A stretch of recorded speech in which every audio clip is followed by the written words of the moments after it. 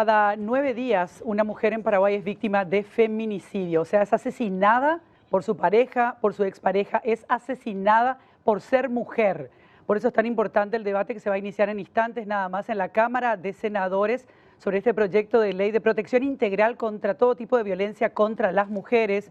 Nuestra compañera Rocío Pereira da Costa está en la cobertura de este importante tema. Rocío, ¿cómo estás? Buenas tardes. Bueno, importantísimo lo que se va a tratar en instantes, estas modificaciones que podrían introducir los senadores. En particular se va a tratar este proyecto de ley porque ya fue aprobado en términos generales. Y decíamos, es muy importante porque las mujeres somos víctimas, son víctimas de violencia doméstica. Daba este dato de que cada 9 días una mujer muere, es asesinada en manos de su pareja, su expareja, por ser mujer. La matan por ser mujer. Rocío, ¿cómo estás? Adelante, buenas tardes. ¿Qué tal? Buenas tardes. Y este proyecto de ley tiene también sus detractores. Ha generado polémica, sobre todo en sectores conservadores. Por ejemplo, la Iglesia Católica ha hecho una conferencia de prensa porque se opone a que se incluya la palabra género en este proyecto de ley. Sobre todo hay también de varios senadores que son más conservadores, como una especie de fobia a que se incluya esta palabra. Y en cada uno de los artículos de este proyecto de ley fueron reemplazando esta palabra. Por ejemplo, decía artículos, casos en los que las mujeres son asesinadas por su condición de género, decía, por ejemplo, género masculino o femenino tenemos. Por su género, por su condición de mujer. Entonces quitan esta palabra y dicen por su condición de tal. En ninguna parte de la versión, por lo menos que plantea la Comisión de Legislación de la Cámara de Senadores, se utiliza esta palabra. Hay también otros artículos que son considerados bastante polémicos. Hay sanciones o versiones que fueron aprobadas, por ejemplo, por la Cámara de Diputados, que hablan, por ejemplo, que se castigan los tipos de violencia contra los derechos reproductivos de la mujer. La Cámara de Diputados dice que se puede condenar la acción o omisión que impida, limite o vulnere el derecho de la mujer a recibir información, orientación, atención integral y tratamiento durante el embarazo, pérdida, puerperio, lactancia o a decir libre y responsablemente el número de hijas o hijos que quieran tener o que signifiquen la pérdida o autonomía y capacidad de decidir libremente sobre su cuerpo.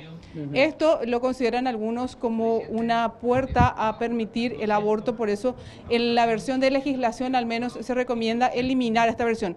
En cambio, en la versión que plantean Equidad y Género, Derechos Humanos y la Comisión de Salud de la Cámara de Senadores solicitan que se mantenga así como lo mantuvo la Cámara de Diputados. Hay otro aspecto, por ejemplo, bastante polémico que dice, por ejemplo, que se castiga el femicidio. Vamos a ir a una placa que preparamos justamente que habla de los tipos o de lo que se considera como femicidio, que se va a crear en el Paraguay por primera vez esta figura, el femicidio, que va a tener un castigo de hasta 30 años de cárcel.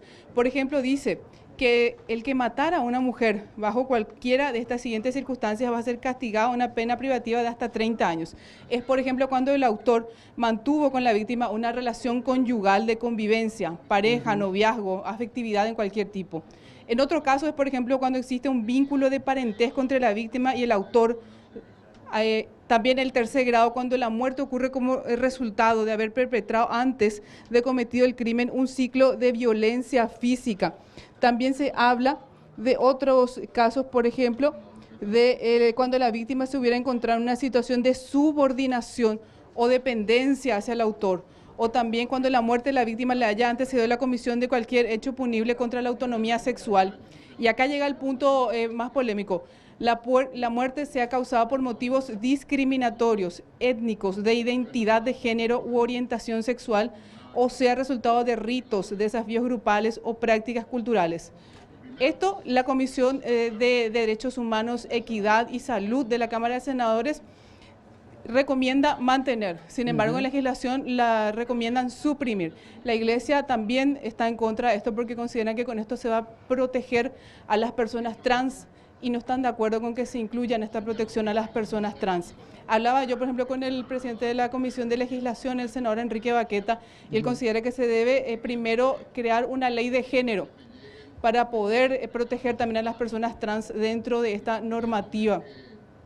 y es por eso que queda. Recordemos, por ejemplo, que desde 1989 tenemos 54 casos de asesinatos de personas trans que nunca se han esclarecido. Es solamente para una muestra de los casos que también están afectando a estas personas. Y luego lo último también, cuando la muerte sea causada por haberse negado a la víctima a establecer una relación de pareja o de intimidad con el autor.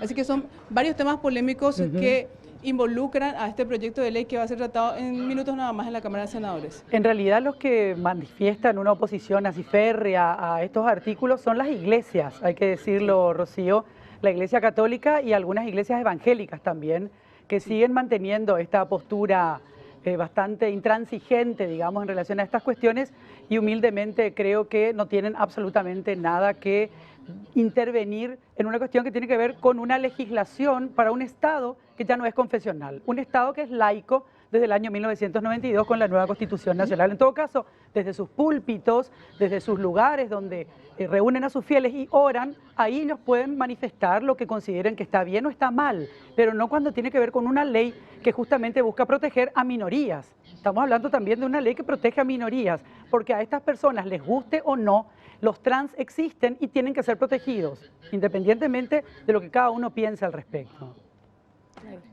Veremos qué pasa ahora porque tenemos, ustedes saben muy bien, una importante cantidad de senadores muy conservadores. Esta mañana estuvo aquí justamente el arzobispo de Asunción, que fue el que había dado una conferencia de prensa el día anterior para expresar esta posición en contra específicamente de este artículo para que no se proteja a estas personas. Y vimos que varios estuvieron conversando con él y ya justamente manifestaron su firma en este dictamen de la Comisión de Legislación que recomienda suprimir ese aspecto. Las iglesias evangélicas también se pronunciaron, reiteramos, este jueves en contra de la posibilidad de que las personas trans se vean amparadas en la propuesta de Por Ellas, que busca condenar la violencia contra las mujeres y dice que coinciden con la Conferencia Episcopal Paraguaya, ya que el proyecto de ley contraría la Constitución Nacional y atenta contra la vida y la familia. Eso dice el comunicado. Bueno, veremos qué sucede entonces. Atentos, Rocío, a lo que puedas informar. Muchas gracias. Ok, regresamos enseguida. Hasta luego.